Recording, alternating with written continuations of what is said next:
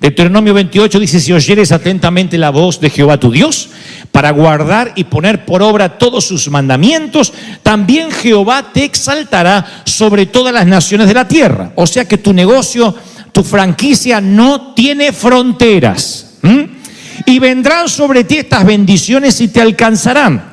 No tienes que ser un mendigo de bendiciones, ellas te van a alcanzar si oyeres la voz de tu Dios. Bendito serás en la ciudad y en el campo. O sea que hagas lo que hagas, manejes un tractor o un auto de alta gama, Dios te va a bendecir en donde te desempeñes. Bendito el fruto de tu vientre, o sea, tus hijos, tus mamuts, el fruto de tu tierra, el fruto de tus bestias, la suegra de alguien, la cría de tus vacas. Dios está interesado en tus negocios. Bendita será tu canasta y tu arteza de amasar. Aquí Dios está hablando de las herramientas, de aquel oficio o profesión a lo cual nos dedicamos. Bendito serás al entrar y al salir. Jehová derrotará a los enemigos que se levantaren contra ti. Por un camino vendrán a hacer mal, por 7 tendrán que huir. En otras palabras, Jehová desmembrará, desarticulará y confundirá a tus enemigos. ¿No es maravilloso eso? ¡Pah! Los va a mandar a correr. Jehová te enviará bendición sobre tus graneros, el ahorro. Para aquellos que están viviendo con lo justo, ayer Dios nos hablaba de los graneros, de la importancia que Él te da para bendecir. Se acabó cuando me vuelva a mi país, cuando algún día gane la lotería. No, Dios te va a bendecir en la tierra que te puso para que tengas. Te abrirá su buen tesoro del cielo, o sea, cielos abiertos, para enviar la lluvia a su tiempo. Prestarás a muchas naciones y no pedirás prestado. Esto el pueblo judío lo hace hasta el día de hoy. Son los mayores prestamistas del planeta. Y esta palabra no es solo para los judíos, sino también para los gentiles, dijo el apóstol Pablo, que nadie pueda poner traba a los que creemos la palabra de Dios para toda criatura. Te pondrá por encima y no por debajo. Ahí tienen que gritar amén. Por cabeza y no por cola. A mí me fascina esto. Porque a veces andamos así por la vida como diciendo: yo estoy condenado a ser trasero, a ser cola. Dios dice: no, ni trasero ni tengas cara del mismo. Tienes que tener cabeza y alegría de felicidad, cara de contentamiento, ¿sí o no? Tienes que tener cara de decir: bueno, Dios me puso por encima, no por debajo. Esa es la séptima bendición. Ahora, los 12 discípulos que caminaron con Jesús entendieron este principio. Oyeron las parábolas de primera mano, bebieron el agua que Jesús convirtió en vino, filetearon los peces de la pesca milagrosa, lo vieron caminar sobre las aguas, ascender al cielo. En un tiempo donde la persona promedio no se alejaba de más de 60 kilómetros a la redonda de donde los veía nacer su familia, Dios los mandó a las 4 esquinas del mundo antiguo a que llevaran esta unción. Dios los puso por cabeza y no por cola. Y esos pescadores de otra manera hubiesen vivido y muerto a poca distancia del mar de Galilea. Aunque no todos eran pescadores, pero vivían de alguna u otra manera de la pesca propia o de la de los demás. Y no terminaron muriendo allí en el mar de Galilea, sino que Dios los extendió al mundo conocido. Y yo pienso en eso, cuando estos discípulos recibieron esta unción, que mayores cosas que la que el Señor había hecho ellos podían hacer. Literalmente lo capitalizaron, de modo tal que llegaron hasta impensablemente, jamás habían soñado que llegarían a la Europa de aquel entonces, llegaron a sitios donde jamás se había predicado el Evangelio, como en Atenas, y allí es cuando Dios cambia la mente de estos muchachos y luego nos lo dice a nosotros, que la mente se ensanche de manera tal que nunca vuelva a tener el tamaño de antes. Entonces yo quiero hacer un par de aclaraciones antes de darte 6, no sé si ítems o principios o cosas que pueden impedirte que sigas viviendo, o impedirte que seas cabeza y te pueden condenar a que sigas viviendo como cola, que nos puede condenar a estar por debajo y no por encima. Pero antes de decirte estas 6 cosas que yo creo que son primordiales, déjame hacerte esta aclaración. Cuando Dios dice que te pone por encima y no por debajo, es una declaración de fe. Yo creo que uno toma la decisión de volar, de decir: yo quiero ser cabeza, recibo esta palabra, todo Deuteronomio, las 7 bendiciones las quiero para mí. ¿Qué tengo tengo que hacer para que nada las impida, para que nada las bloquee? Hay 6 cosas, y esta es la palabra que estaba buscando desde hoy, que pueden bloquear esta bendición. Una es la responsabilidad cotidiana. Las pasiones de Dios a veces suelen quedar enterradas por las responsabilidades de la vida cotidiana. O sea, nuestras responsabilidades, que está bien que las asumamos como tales, pueden atentar en contra de lo que tenemos que hacer para Dios. Pueden impedirnos lanzarnos a cumplir aquello para lo cual fuimos diseñados. Nuestro llamado primario, el tuyo y el mío, es seguir las pasiones que Dios puso en el corazón. Nehemías servía como copero del rey, pero eso no impidió que él tuviera un llamado mayor de reconstruir los muros de su nación. Entonces, uno llega a este país y tenemos la responsabilidad de honrar nuestras deudas, enviar a nuestros chicos al colegio y, si es posible, pagarles una universidad. No atrasarnos en la renta o en el mortgage o en lo que estamos pagando. Esas son las responsabilidades. Trabajar todos los días en la medida de lo posible. Pero mi pregunta es, ¿qué tal si un día esas responsabilidades lo ocupan todo? De modo que cuando Dios te llama a volar, tú no puedes porque estás sobrecargado de peso que nadie te pidió que tengas. Entonces hay gente que vive orando siempre por prosperidad porque tiene autos que no puede pagar, casas que no debería estar viviendo, un nivel de vida que fue subiendo a medida que su salario subía. Cuando ganaba por acá decía, bueno, ahora si ganara un poco más, yo voy a pagar mis deudas, pero ganó un poco más y subió su nivel de vida. Ganó un poco más, subió su nivel de vida. Ganó un poco más y se compró ese otro auto y ahora se da cuenta que está como cuando empezó, solamente que con una rueda de dinero más importante. Su ecosistema no cambió, sigue siendo un círculo vicioso de dinero donde lo que recibe se le va, lo que recibe se le va. No estoy dando una clase de economía, lo que trato de decir que si ese círculo de dinero es una responsabilidad que no te deja pensar en tu llamado genuino, eso significa que la responsabilidad hace que estés condenado a vivir como cola si esa responsabilidad ocupa el primer lugar en tu vida. Tú deberías armar tu vida de modo tal que si mañana recibieras la hipotética palabra de Dios, sal de tu tierra y de tu parentela, tú podrías en 48 horas, en una venta de garage, sacarte todo de encima y con un carrioncito así diciendo, ¿a dónde voy, Señor? Si dice, ni loco, estás aferrado a la responsabilidad. Estás viajando demasiado pesado. Hay un momento en que yo mismo me siento que estoy llevando a cuestas elefantes blancos en muchos órdenes de la vida. Y cuando uno tiene esos elefantes blancos que está llevándolos para usar el marfil algún día, uno dice, ¿por qué? ¿Cómo llegué a esto? ¿Cómo es que no me di cuenta? Cuando uno tiene que poner así los biles en la mesa y ver que tiene crédito acá y crédito acá y crédito acá, crédito acá, crédito acá, y uno dice, ¿cómo me tienen tantos créditos? ¿Qué pasa? Que un día nos ofrecen, decimos, aleluya, me ofrecieron, dice que no hay que pagar nada, puedo gastar sin plata. Y compramos cosas que no necesitamos con dinero que no tenemos. Y un día nos damos cuenta que esa responsabilidad puede atentar a que toda la vida estés condenado a hacer cola y nunca llegues a ser cabeza. Lo segundo que puede bloquear la bendición esta de Deuteronomio es la rutina. Una buena rutina no tiene nada de malo, pero cuando esas rutinas se vuelven ritos vacíos, te mantienen enjaulado. Cuando nos aprendemos el cómo se hace, pero olvidamos por qué lo estamos haciendo, lo sagrado se ha vuelto común. La mayoría de las veces, 9 de cada 10 veces que yo me siento triste, es porque algo se me hizo rutinario. Es porque estoy harto de algo y necesito hacer un cambio. Yo sé que esa es mi personalidad. Yo necesito cambiar. Yo necesito tener un desafío por delante, una esperanza que me mantenga vivo. Pero hay otra gente que deja que la rutina los pase por arriba, porque cuando la rutina nos envuelve no la identificamos como tal. Decimos, es mi vida. Es mi vida. Claro, no hay vida que pueda jactarse de no tener rutina. Aún el que tiene la vida resuelta y todas las mañanas se monta en su velero o en su yate, es una suerte de rutina. Los que no tienen la vida resuelta tienen que trabajar todos los días, tienen que tener una rutina y llegar al mismo horario al empleo, salir del mismo horario. Yo no hablo de cómo administramos nuestras horas o nuestro tiempo, lo cual está muy bien si lo haces.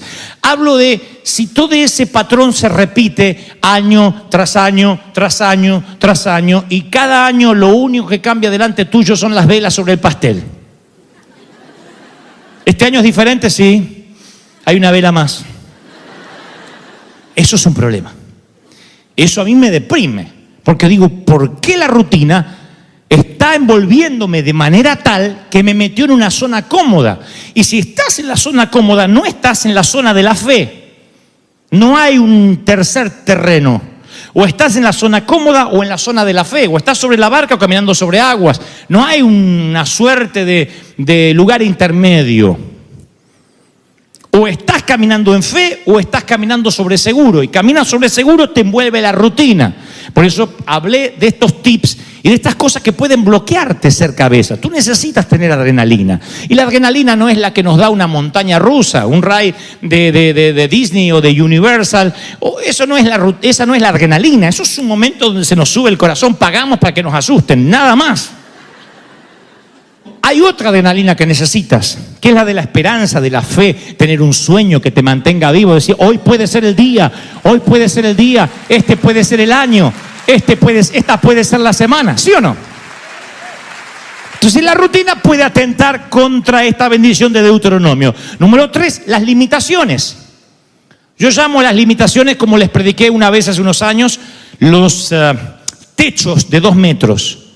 Abraham cree que nunca va a tener hijos y hace la oración a Dios la más frustrante que yo he oído del patriarca. Él dice, Señor, no me has dado hijos, no tengo descendencia. Y él hace esta oración dentro de la tienda, porque más tarde la Biblia dice que el Señor le dijo, sal fuera de la tienda.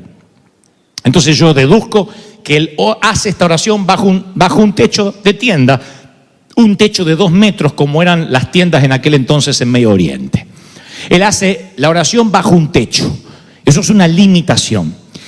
Y a veces los techos de 2 metros no tienen forma de tienda, pero tienen forma de salario. Tienen forma de papeles que te faltan. Tienen forma de casa prestada, de infelicidad en el matrimonio, de un cuarto al que no quieres entrar.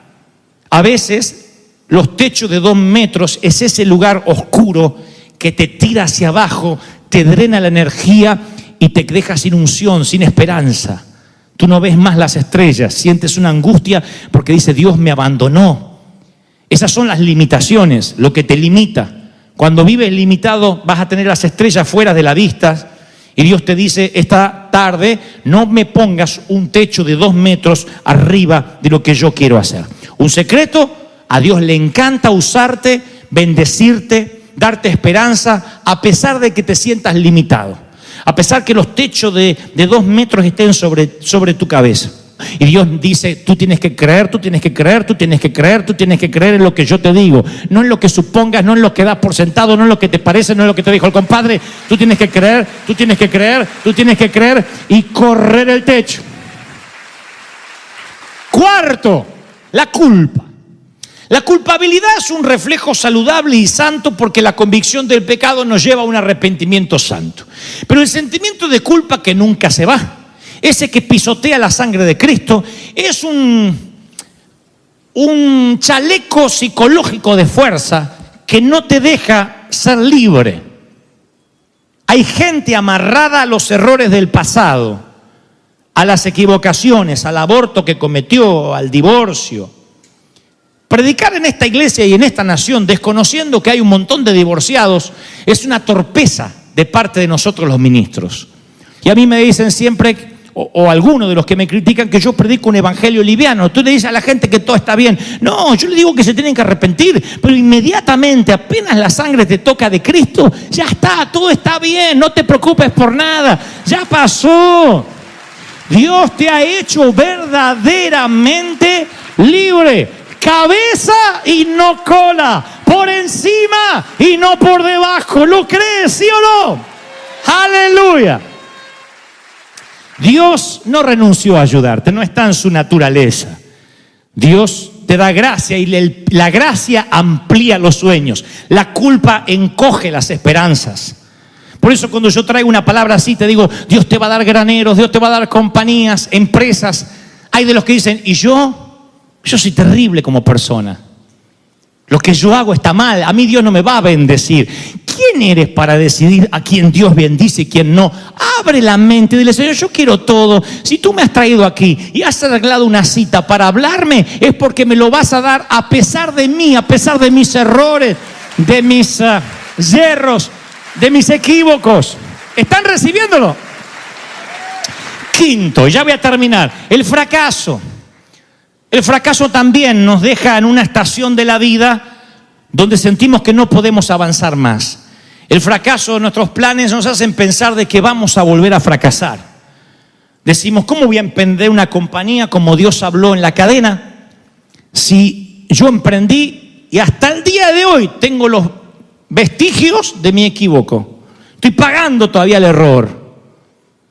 Hay gente que ha tenido demandas de sus empleados y dice, no contrato más nadie. No, esa no es la solución. O hay gente que se equivocó en su matrimonio y dice, no me caso nunca más en la vida, veo un hombre y corro para el otro lado, dice la muchacha. ¿Por qué? No todos son canallas como ese. A lo mejor hasta te vino bien, porque la comparación ahora, lo sagrado no se te va a hacer común. Todo lo que haga este nuevo, ay, qué lindo, porque el otro ni se le ocurría. A lo mejor el fracasar en una compañía en tu país hizo que acá midieras más los costos, pero el fracaso debe capitalizarse, no debe para nada estancarnos. Dios es el que abre y nadie puede cerrar. Apocalipsis 3:7. El que cierra y nadie puede abrir. Pablo iba camino a ser juzgado por el César y ocurre un naufragio. Y ese naufragio, si ustedes lo miran así, aislado, dicen, pero qué mala suerte tiene Pablo. Pero ese naufragio lo situaría al apóstol en las coordenadas correctas para producir un avivamiento en una isla llamada Malta. Para tocar al gobernador de esa isla, para que se produjeran cosas increíbles que no hubiesen ocurrido a no ser por el naufragio. Entonces los fracasos son naufragios que afirman tu carácter. No te sientas mal, de verdad. No importa por qué fracasaste, si fue por tu pecado, por tu desobediencia, por cabezón. Pero esos fracasos te capitalizan, te enseñan, te hacen fuerte. Difícilmente tropieces 2 veces con la misma piedra. Tienes que aprender del socio que te estafó, del mal matrimonio, de la manera en que criaste los hijos que no debiste haberlo hecho, de los malos negocios, de las malas inversiones. Tienes que aprender. Eso es algo que cuando lo capitalizas no te vuelve a pasar nunca. Eso es maravilloso. Y el Señor dice, no importa si te caes, lo principal es que no te quedes caído. Yo te pondré por cabeza y no por cola. Significa de que aunque el enemigo venga y sientas que estás por desfallecer, te vuelvas a levantar en el nombre del Señor. Diga, el Señor me sostiene, el Señor me ha hecho fuerte.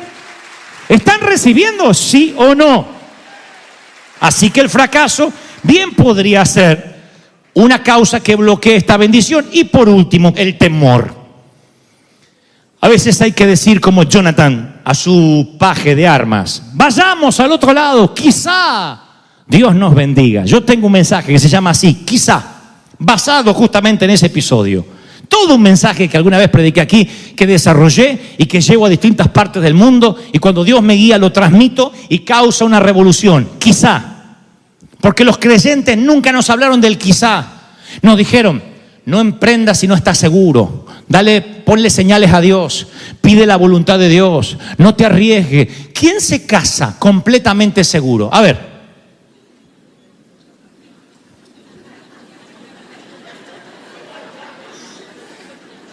¿Quién se casa completamente seguro en lo que se va a transformar esa persona? ¿Qué sabes? ¿De qué manera va a envejecer? ¿Cómo va a cambiar su carácter? Hay cosas que a lo mejor viste en el noviazgo y hay cosas que no viste. ¿Cómo sabes cómo va a ser en la vida diaria esa persona? Y hay gente que dice, Señor, muéstramela, Padre, para estar seguro y no meter la pata. Tu abuela, la vida es correr riesgos. ¿Qué sabes cómo va a ser tu hijo? ¿Quién puede verlo ya de adulto y de grande? ¿Qué sé yo cómo va a ser ese chiquitito de 2, 3 años cuando sea un mamú de 18? ¿Qué sé yo? A lo mejor se parece al padre, a la madre, a la abuela. Dios te libre y te guarde.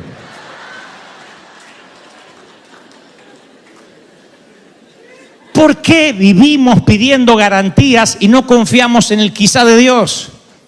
¿Quién sabe qué traerá mañana la marea? No podemos saber, es bíblico. Tú no puedes saber lo que va a ocurrir mañana. Basta el día con su afán. Alégrate de tu Creador hoy. Mañana tú no sabes lo que va a pasar. Hoy. Entonces, esto no es no planificar. Esto es vivir a pleno, apasionadamente el hoy. Porque quién sabe qué va a pasar mañana. Necesitas el quizá en la vida. Sin un quizá no te casas, no emprendes, no sueñas, no tienes hijos. Mamis que alguna vez tuvieron hijos, quedaron embarazadas. ¿Sabías que el nene iba a estar sano 100% cuando te embarazaste? Decime si en los 9 meses no tuviste ansiedad de decir, ¿y si está enfermito? ¿Y si tiene un problema? ¿Y si no es normal? Entonces vas y cuando ya se ve el bebé en la ecografía o el ultrasonido, ¿y cómo está? ¿Cómo es normal? Y por ahora se ve todo bien y encima los condenados te dicen por ahora. Como diciendo, a lo mejor sale a tu marido. Ahora, uno quisiera que te dijera, no, está perfecto, no tiene ningún síndrome, no tiene ninguna anomalía, no te lo pueden garantizar. Y son 9 meses de ansiedad. Y esos 9 meses preparan a la madre para lo que luego va a ser la vida. ¿Qué sabe esa madre cuando ya el niño nace? Si es varón, ¿a qué mujer va a elegir cuando tenga edad para enamorarse? ¿Qué sabes? Con gusto la elegirías tú. Pero elige él. Y te dice, me encanta esa. ¿Esa? ¿Por qué no te gusta más? Sí, qué sé yo, pensaba otra cosa, no sé.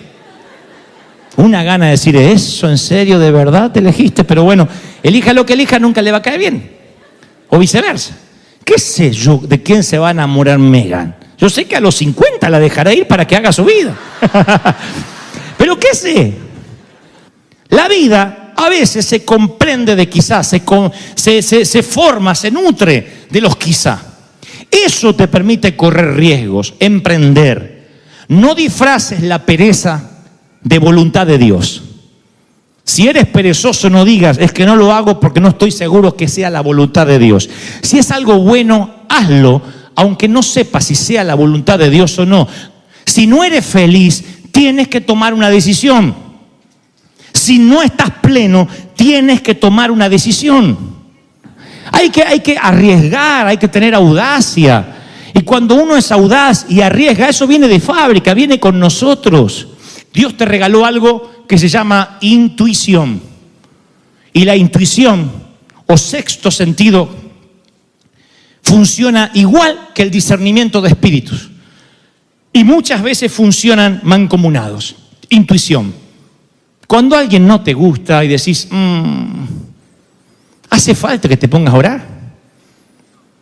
Cuando alguien va a hacer negocios contigo y no te mira a los ojos y está dando vueltas y se anda tocando la nariz así a cada rato y está nervioso y dice, este tipo no me gusta. ¿De verdad que tienes que ir a orar? Te metes igual porque Dios no te dijo nada, te estafa. Señor, ¿por qué me estafó? Porque sonso dejaste en el bautisterio la intuición. Está de novio y el tipo es un bestia que no te abre la puerta, no te pone la silla, te empieza a pelear, te agarra de la mano fuerte, te deja el brazo marcado. ¿Hace falta que venga con un cartel y diga voy a ser una bestia después que me case? Sentido común. No te cuidas, un enfermo de celos ahora, ¿te pensás que va a cambiar después con una alianza en la mano? Se va a poner peor. Se potencia. Todo lo malo de ahora y todo lo bueno de ahora se potencia. Y el Señor dice, yo te he puesto con sabiduría para que seas cabeza y no cola. Y yo tengo mucho temor que esta palabra se malinterprete, porque hay gente que se queda con los superficiales. Cabeza, cabeza y no cola, cabeza, cabeza y no cola. Y yo le digo en 6 meses, ¿qué emprendiste? ¿Qué iniciaste? ¿Qué le creíste a Dios? No, nada, estoy esperando que cobra un salario, que me venga alguna herencia. No. Esto no es magia. Somos una iglesia que cree principios divinos, palabras proféticas, pero que tiene que activarse con algo que dice, mira que te mando que te esfuerces y que seas valiente. Si crees que Dios habló, que se escuche ese aplauso. Dice, esta es la tarde donde Dios está desatando una unción como nunca antes hubo en la iglesia. No, tiene que escucharse fuerte, aunque se estén poniendo de pie. Pero celebra que los cielos se abren. Celebra que los cielos se han abierto hoy. Que hay gloria. ¡Aleluya! 2 principios más, miren. Aprende a pedir. Para ser cabeza y no cola tienes que pedir. Tienes que decir, mira, yo necesito esto. No es lo mismo que mendigar. Más bienaventurado es dar que recibir. Eso no lo estoy bloqueando. Pero uno a veces tiene temor de pedir, por la inseguridad, por el temor. Yo aprendí a pedir. Y si se trata de Dios, no tengo vergüenza. Yo pido lo que sea. Y lo segundo, aprende a recibir. No te agarres la no, yo no puedo, no, es mucho. ¿Cómo que es mucho si eres cabeza? Era mucho para ti cualquier cosa, porque eras trasero, cualquier cosa era mucho. Pero cuando Dios te pone como cabeza, aprende a decir gracias. Si alguien te dice, qué bonita que estás, gracias. No diga, ay no, estoy gorda. Qué bien se te ve, gracias. Te quiero dar esto, muchas gracias. Hace poco le digo a alguien, te quiero bendecir, te quiero ayudar. No te quiero molestar. Es que te quiero dar. No te quiero molestar. Es que te quiero dar. No te quiero molestar. Pero dejate de molestar vos. Se pregunta, ¿y por qué? Y esos por qué a veces pensamos que tenemos que tener la respuesta porque están en la Biblia. Y a veces hasta la Biblia no nos pareciera no darnos respuestas a los interrogantes. Y esas preguntas no podemos ignorarlas para siempre. Pero en un momento sentimos que Dios nos falló. Y decimos, Dios, no cruces mi límite. Así titulé el sermón de hoy para que no te lo olvides nunca. Dios, no cruces mi límite. Porque nosotros pensamos que podemos trazar un límite donde le decimos, yo, Señor, te voy a servir. Lo que sí no voy a soportar es que le pase algo a mis hijos. Bueno, yo te voy a servir, pero que el amor de mi vida se quede conmigo. Yo te amo, pero que la suegra viva para siempre en Tijuana y no pueda cruzar. Y no va a pasar eso, pues la va a traer un coyote. Dios, no cruces mi límite. Lo paradójico es que nosotros trazamos una línea o firmamos un contrato unilateral. Decimos, no, es que yo tengo un trato con Dios. Yo he escuchado gente decir, yo tengo un trato con Dios. A mí me gustaría preguntarle a Dios si tiene un trato con Él. Porque pensamos de un modo unilateral donde decimos, bueno, yo firmé que hasta acá es mi límite. Dios no lo puede cruzar. Y un día Dios lo cruza. Un día Dios decide cruzar todos nuestros límites y nosotros nos quedamos en un mar de dudas. Porque decimos, yo pensé que Dios no me iba a fallar en esto. Y técnicamente, escrituralmente, no te falló. Pero este es el tema al que yo quiero llegar. La duda no es necesariamente que somos necios. Yo he escuchado a algunos decir que la duda es lo opuesto a la fe. No, la duda yo creo que es la oportunidad de tener fe. Las dudas son parte, es un aspecto necesario de la travesía, del viaje. Vive lo suficiente y tendrás dudas. Todos tenemos dudas. No hay nadie que se haya casado sin un suspiro de duda. Cuando te dice, especialmente en la enfermedad y en la salud, en la vida o en la muerte, uno dice, hasta la muerte, oh. Hay dudas. La mamá tiene dudas cuando se embaraza. Y va a hacerse la ecografía. Y lo primero que pregunta la mamá ahí, ¿tiene todos los deditos? ¿Tiene todo? ¿Tiene la cara del padre? Sí.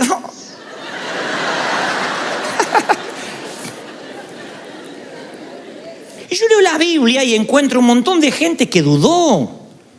Yo veía a algunos, nada más veía a Salomón, a Job, a David, a Jeremías. Pero el que más me llama la atención, un poquito más contemporáneo en la nueva dispensación de la gracia, es Juan el Bautista. Jesús dio un halago increíble de él. Dijo, no hay un hombre nacido de mujer que sea como Juan el Bautista. Juan el Bautista le prepara el camino al Señor. Y yo no soy digno de desatarle los cordones de la sandalia, no soy digno de atar su calzado. Él era el que le abrió el camino, la punta de lanza de Jesús. Y ahora yo veo que está bajo el arresto de Herodes, dentro de la oscuridad de una celda, Juan el Bautista. Nada era igual, lejos del río del bautismo, lejos de la mayor revelación ocular que un ser humano pudo tener. No aparece otro momento en las Escrituras ante los ojos del hombre que la Trinidad esté a pleno como en el Jordán. Que Jesús está bautizándose allí, el Espíritu Santo desciende como paloma y Dios habla desde el cielo: este es mi Hijo en el cual estoy complacido. Ahí estaba la Trinidad a pleno. Y Juan había sido partícipe de eso. Ahora él está en una celda y manda a hacer una pregunta. Él le dice a su gente, él no podía salir, estaba privado de su libertad. Entonces envía a unos muchachos que trabajan con él y dice: pregúntenle si es él el que va a venir o esperamos a otro. No puedo creer. ¿Cómo es él el que va a venir o esperamos a otro? Pasó poco tiempo desde que bautizó a Jesús. La Biblia no da luz que él tuviera un tema de senilidad o que haya perdido su juicio cabal. Pero no pudo evitar hacer una pregunta pragmática: ¿eres tú el verdadero? Y yo pregunto, si esto pasa con un hombre nacido de mujer, el mayor hombre que ha nacido de mujer, no nos deja exento a nosotros de dudar en algún momento. Uno empieza a preguntar, a compararse y a sentirse que algo funciona mal. Entonces yo buscaba en las Escrituras y le digo: Señor, me prestas los oídos cada domingo de esta gente, dime qué les puedo transmitir. Y Él me lleva inmediatamente al Juan capítulo 20, a la presencia del más notable dudoso de la historia, uno que nos hemos empecinado en transformar en villano.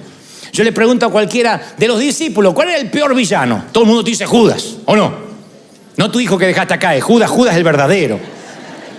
Otros dicen Pedro, porque Pedro negó al Señor. ¿Y el tercero quién es siempre? ¿Quién está en el podio de los canallas? Tomás. Sí, porque Tomás dudó. No hay que ser como Tomás. Hasta hay una frase que han acuñado las madres sin tener Biblia: no seas como Tomás. Vamos a comer hoy, no seas Tomás, decía mi vieja, mi mamá. Entonces Tomás es como que uno lo ha estigmatizado, pero yo lo veo y digo: no, es el tipo obstinado que no acepta ningún rumor y que tiene siempre preguntas filosas. Siempre hay uno de esos que tiene preguntas filosas. ¿Y por qué? Y van a ver cómo se empiezan a identificar. Eso que dicen: ¿y por qué? Yo quiero saber.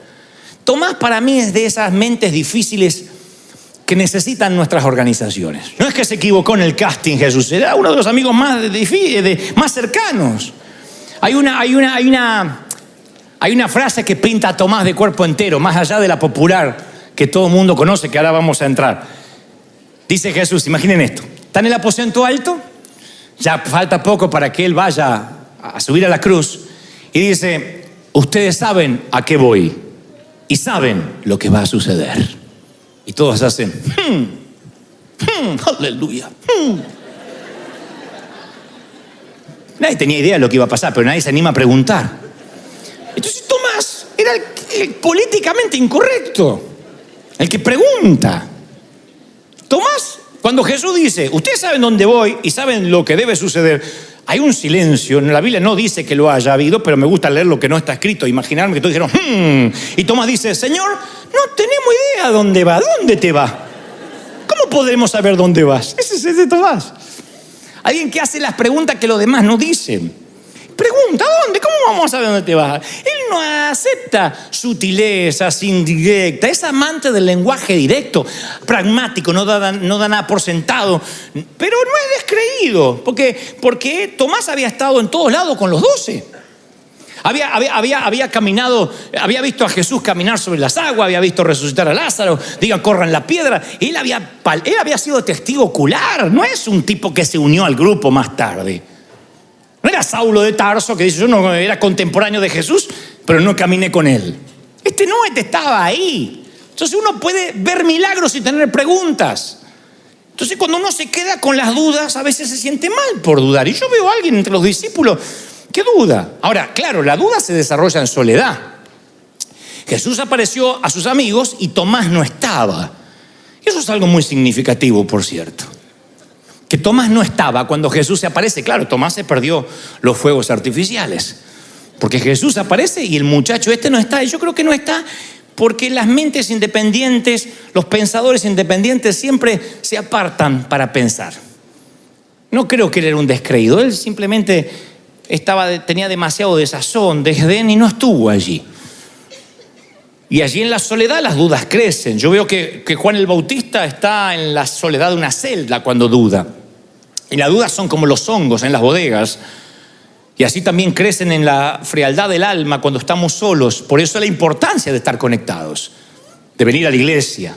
Porque uno ve la fe del otro y se contagia. Y a mí Dios no me sanó, pero a mí sí. Pero ¿sabes? No te preocupes, yo también una vez parecía que Dios me había olvidado y no fue así. No, es que me volvió el cáncer. No, ¿qué va a volver? Cuando Dios pone un punto, el diablo no pone una coma. Y al revés, cuando Dios dice, voy a continuar, nadie puede poner un punto final. ¿Tú lo crees de verdad, sí o no? Es maravilloso. Pero uno necesita conectarse, ¿no? Cuando uno está conectado, entonces eso es contagioso. Pero la duda, claro, demanda evidencia. Dice Tomás, frase, el credo de los escépticos. Si no viere en sus manos la señal de los clavos, y metiere mi dedo en el lugar de los clavos, y metiere mi mano en su costado, no creeré. Juan 20:25. Él dice, muchachos, sepan perdonar, pero yo voy a creer cuando lo sienta, cuando yo lo toqué. Tengo que hacer mi propia evaluación si no les molesta. ¿Está mal? Yo soy de esos. A mí me gusta hacer la propia evaluación. Así que Tomás dice, perdónenme, pero yo tengo que hacer mi propia evaluación si no les molesta. No podemos poner en un papel de villano a Tomás porque quiera validar las noticias. Él nunca descartó los milagros. Él quería comprobar la evidencia personalmente. Yo quiero tocar. Y están los registros de las Escrituras, porque él es un hombre que estaba cerca de Jesús. Él dijo, perdóneme, yo sé quién es. A lo mejor Pedro te pareció verlo. A lo mejor fue una histeria colectiva porque todo el mundo quería verlo y les pareció. Yo quiero tocar. Pero qué tipo que duda. No, es un tipo que tiene mente difícil, que quiere ver. Quiere saber si esto ocurre. Porque la duda te lleva a Cristo. La duda hace que uno siga preguntando. Mismo cuarto, mismo sitio, 8 días después. Dice, 8 días después estaban sus discípulos dentro y con ellos Tomás. Ahora sí está ahí. Lo cual me dice, ¿qué hace que Tomás ahora sí está 8 días después de haber supuestamente dudado? ¿Por qué no se mandó mudar? No, ustedes están locos, el tipo está muerto. No va a resucitar. No, él estaba ahí 8 días después. Y Jesús, estando las puertas cerradas, entra, o sea, traspasa la pared y se pone en medio y le dice, pasa a vosotros. Juan 20:26. Yo pienso, qué significativo que él se quedó entre ellos, porque la duda dice, me quedo e investigo. El descreimiento dice, ustedes sigan acá, yo me voy. No, la duda se queda, él se queda para hacer preguntas y por eso recibe las respuestas. ¿Cuál de todos los discípulos tuvo la memoria táctil de Dios, de Dios hecho hombre? ¿Quién de todos pudo decir, yo lo toqué, yo metí los dedos? El único que había tocado, este es Tomás. Luego le dijo a Tomás, pon aquí tu dedo, mira mis manos, y acerca tu mano y métela en mi costado, no seas incrédulo, sino creyente. Y uno dice, wow, tuvo que tocar para creer. No, Tomás dijo lo que los demás no se animaban. ¿Cómo lo sé? Porque más adelante dice Lucas 24:38, y él les dijo a todos, ¿por qué están turbados y vienen estos pensamientos a vosotros? Miren mis manos, miren mis pies, palpad y ved. Ah, ya no es solo Tomás. Los otros también, nada más que se hacen los espirituales. Palpad y ved, porque un espíritu no tiene carne ni huesos, como veis que yo tengo. Y diciendo esto le mostró las manos y los pies. Palpad y ved, eso es increíble. No, pero yo vi que aquel se sanó, pero tú quieres palpar y ver, vamos. Pregunta sencilla, respuesta pragmática, sencilla. Pregunto, ¿quién en este congreso de los que han estado en la cumbre de poder ha recibido algún milagro? ¿Podrían levantarme la mano como señal físico, espiritual? Levanten las manos los que recibieron algún milagro durante esta cumbre de poder. Levanten la mano bien en alto, quiero verlos. Muchísimos. Ahora, honestos, brutalmente sinceros, quienes no recibieron un milagro y todavía lo están esperando. Bueno, le pregunto a los que recibieron milagro y a los que no, ¿Dios es bueno? Claro, para que le recibió milagro, sí, es buenísimo. ¿Y el que no? Dios es bueno solo cuando el resultado lo es. Cuando alguien se sana de cáncer decimos, Dios es bueno. Y cuando alguien queda con el cáncer, decimos, mire, todavía la metástasis está allí. Dios es bueno. Si Dios nos prospera y nos aumenta el salario, Dios es bueno. Y cuando no, hay enfermedades que se van así, hay otras que no. Dios sigue siendo bueno, Dios sigue estando en el trono. Dios es el día, Dios está en la recesión como en la abundancia. Dios está contigo cuando estás en la lista buscando empleo, en la fila, o cuando sales del supermercado con el carrito repleto de mercadería. Dios es el Dios de los graneros y el Dios de las hambrunas. No siempre, porque a veces decimos, Dios, no pase mi límite. Eso dijo Tomás, no pases mi límite. No hay cosa que yo no voy a tolerar. Y es un trato unilateral. Que decimos, Dios quebrantó, Dios está jugando sucio. Yo una vez le dije, Señor, tú juegas sucio conmigo. Miren qué cara dura la mía. Tú estás jugando sucio conmigo porque yo te estoy sirviendo. Una vez que yo tenía que ir a predicar y uno de nuestros chicos volaba en fiebre y vomitaba sangre. Yo decía, Señor, esto no es justo. Como si yo hubiese hecho un trato donde, no, yo te predico, pero que no le agarre fiebre, ¿eh? Si no predico. Entonces de pronto empecé a pensar si Dios era bueno o no cuando las cosas me iban bien o mal, y se me llenó la mente de un torbellino de dudas. ¿Podré seguir adelante? Porque a veces decimos, yo voy a ser decente, buena persona, pero Dios me tiene que bendecir. Yo voy a sembrar. Acá hay gente que cree, yo ya puse el diezmo y me viene a reclamar a mí. Tu problema con Dios. A mí me resulta, pero a mí no me resultó. Tal vez porque estás queriendo negociar con Dios, no estás creyendo en fe. Que 90% con Dios en la sociedad vale más que 100% sin Dios en la ecuación. Pero hay gente que lo que quiere es negociar con Dios. Por consecuencia, cuando empieza a vivir una escasez, siente que Dios cruzó una línea y hasta se olvidan de los tiempos buenos. José le dice al faraón, mira, van a llegar 7 años de una hambre tan intensa que hará que la prosperidad de Egipto se olvide. La hambruna será tan grave que borrará el recuerdo de los años buenos. No me digas que no te pasó en algún momento de la vida, que se te borraron los recuerdos buenos. De pronto Dios te saca de un cáncer, después hay una gripa que no se va. Pero ¿qué pasa con Dios? No entiendo. ¿Cómo se te olvidan los años buenos? La mayoría vino con maletas, si es que trajo maletas. La mayoría no teníamos dónde dormir el primer día. Algunos, los más sofisticados, dormían en un colchón inflable. Y ahora no puedes pagar una tarjeta de crédito. Yo no entiendo qué está pasando con Dios. A veces la hambruna no te deja ver los años buenos. Y los años buenos, Él recuerda. Israel te hace ver que la fidelidad de Dios no cambia, es el mismo ayer, hoy y por los siglos. Dios no perdió la confianza en ti. Dios no te deja. ¡Aleluya! Alguien tiene que decir amén. Por eso yo llené de fotografías así mi oficina y yo dije la vez pasada, pueden que piense que sea un orgulloso, pero a mí me ayuda a pensar, mira acá, yo tenía 22 años y no tenía dónde caerme muerto y Dios solventó el estadio. Mira, acá Dios volvió a confiar en mí, mira la cara que tenía, cómo la gente me iba a escuchar. Y sin embargo Dios confió en mí. Eso es lo que me alienta a volver a confiar, a seguir confiando en Dios y no en una planilla de Excel. Eso es lo que hace que un contador no determine mi visión, que los gastos fijos no determinen mi visión. Dios es el mismo ayer, hoy, por los siglos, en México, en Colombia, en Argentina, en los Estados Unidos. Es el mismo. ¡Aleluya! Y no cambia. Y ese Dios no tiene jurisdicción en América Latina. Cruza las fronteras. Porque la jurisdicción divina viene, el paraguas está sobre épocas de abundancia y sobre épocas de escasez. Si no, el apóstol hubiese dicho, yo sé vivir en abundancia, menos mal que ya no vuelve la escasez. Él dice, sé vivir en escasez y en abundancia. Hotel 5 estrellas y cama llena de cucarachas. Y en ambas estoy entrenado. Ambas están bajo la jurisdicción divina. ¿No es esa la explicación de Romanos 8:28? Y todas las cosas a los que aman a Dios les ayudan para bien. conforme al propósito que fueron llamados. No dicen algunas cosas, cada cosa, todas las cosas. O sea que a lo mejor el suceso aislado es malo, pero siempre el final redime la historia. En una película el final redime la historia.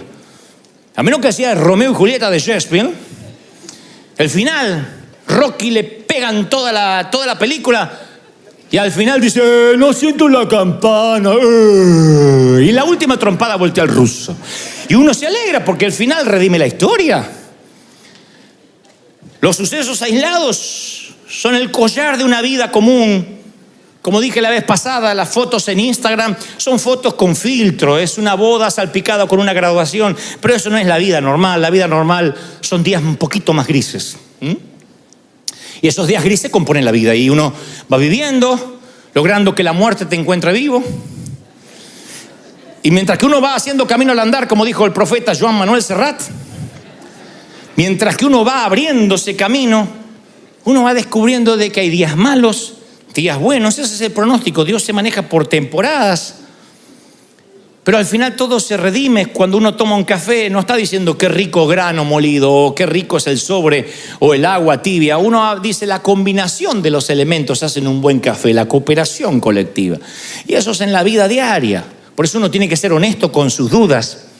Porque cuando uno las duda las guarda. No tengo que dudar, me dijo el apóstol que tengo que confesar, me dijo el pastor que tengo que estar en fe. Uno guarda la duda en un cajón, y eso es nocivo, tóxico. Y pienso que las dudas, cuando uno no las abre, lleva tu vida espiritual a una bancarrota. Uno no puede glorificar a Dios. Pero una duda honesta nos lleva a declaraciones honestas. Mete la mano, Tomás, toca. ¿Y saben lo que dice Tomás? Toca y dice, ¡ay, Señor y Dios mío! Esa es la exclamación de Tomás. ¡Señor y Dios mío! Yo no me puedo dejar de emocionar, porque no hay mejor cosa que la declaración de un testigo hostil en una corte. De aquel mente difícil que dice, ¡Señor mío, yo lo vi! Está maravillosa la duda porque te lleva a una exclamación. Principalmente si te cuesta creer. Mi papá no creía ni en la luz eléctrica, durísimo. Duro. Y yo recuerdo que papá no creía ni en el diablo, ni en Dios, ni en los brujos, nada antes de conocer a Cristo. Entonces cuando mi mamá se sana de cáncer, cuando mi papá ve la sanidad, mi papá era un tipo que tenía que tocar para creer. Si Dios no sanaba a mi mamá, yo no estoy hablándole a ustedes hoy. Él no es que venía a la cumbre de poder a recibir la unción. Él tuvo que ver a mi mamá que estaba preparando el ataúd y de pronto estábamos haciendo un asado celebrando que estaba sana. Ahí fue cuando él empezó a casa por casa en todo el barrio, de la mano mía, a llamar a los vecinos. Venga, que vamos a celebrar que mi señora la sanó Dios. Yo soy católica. Sí, creo que nosotros también, no sé, pero venga, mi papá no entendía nada. Yo lo único que sé que era ciego y ahora veo. Entonces la declaración de un testigo hostil es fascinante. A mí me encanta cuando una mente difícil dice, wow, yo sentí a Dios acá. Yo sentí a Dios acá, eso es maravilloso. Y eso es lo que dice Tomás, ¡ay, Señor y Dios mío! Miren, imagínense que la esposa de Sebastian Bach, Beethoven, Tchaikovsky, uno de estos grandes intérpretes de la música que componían obras maestras de 200 páginas. Imagínense que deja una página ahí, se le cae una página de las 200 páginas de la obra maestra. Se le cae una al lado de la cocina de la mujer que está limpiando o haciendo algo. Mira, le dice al marido, esto no es música, qué mal compositor. Porque ella ve un fragmento de disonancia, ve un compás en tono menor, dice, esto no es música, cada vez estás peor, viejo, ¿Y él cómo le explica que son 200 páginas? Pero ella agarró un pedacito nada más. Y nosotros a veces señalamos un tono menor, nuestro hijo enfermo, unas muletas, una silla de rueda, la hambruna, el divorcio, y decimos, esto no tiene sentido. Señor, esto no tiene sentido, esto no es música. Y nunca vemos las 200 páginas, vemos un pedacito, una mirilla en la puerta. ¿Qué sabemos de la vida? ¿Dónde estabas tú, Job, cuando yo hice el mundo? ¿Dónde estabas? Le dice Dios de manera irónica. Cuando yo ponía los océanos en sus cauces, nivelaba las montañas y creaba al hombre, ¿estabas tú? Digo, porque a lo mejor estaba ahí y no te consulté.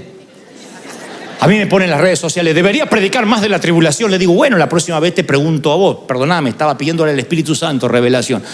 Sabiendo que tengo tu celular, te pregunto qué tengo que predicar. ¿Dónde estabas cuando yo pagaba el precio? ¿Dónde estabas cuando yo oraba para decirme ahora lo que tengo que predicar? Y si las respuestas a nuestras dudas requiriese más megabytes de los que nosotros tenemos en la mente, porque esta leve tribulación momentánea produce un cada vez más excelente y eterno peso de gloria, dijo Pablo a Corinto. Yo te invito a vivir un día de sueños, una isla paradisíaca, con el hombre de tu vida, si eres soltera. Musculoso, cerebral, argentino. Bueno, está bien, no tan perfecto, de otro país. No, porque si no dice, me la puso muy alta la vara. Bueno, obviémoslo de argentino. Tipo común, buen mozo, huérfano, y estás con él. Y te digo, mira, son 24 horas de relax, de pasarla bien, pero tienes una milésima de segundo de aflicción. ¿Te la aguantas? ¿Qué aflicción? Y que el avión se va a mover un poquito antes de llegar. Ah, sí. ¿Quién va a rechazar la oferta? Bueno, Pablo dice eso. ¿Qué son 70, 80, 90 años comparado con la eternidad? Un vapor, un chasquear de dedos. Tu crisis, tu dolor no va a durar para siempre, pero tú sí. Tú vas a durar para siempre. Las aflicciones del tiempo presente no son comparables con la gloria venidera, le dice Pablo a los romanos, que viene a manifestarse. Entonces, deja que el compositor termine la sinfonía. Deja que el windsurfista baje de la tabla. Deja que termine la película, que aparezcan los créditos antes de evaluar tu vida. ¿Cuál es el pronóstico entonces, señoras, señores? Días malos, días buenos, días de granero, días de hambruna, pero Dios está todos los días. El Señor es el Señor de Pablo y el Señor de Tomás. El Señor de Pedro que duda y hasta el Señor de Judas. Él es el Señor de todos. Hay días buenos, hay días malos y ambos se cumple su voluntad. Y Dios sigue siendo bueno. Entonces, si termina la cumbre y alguien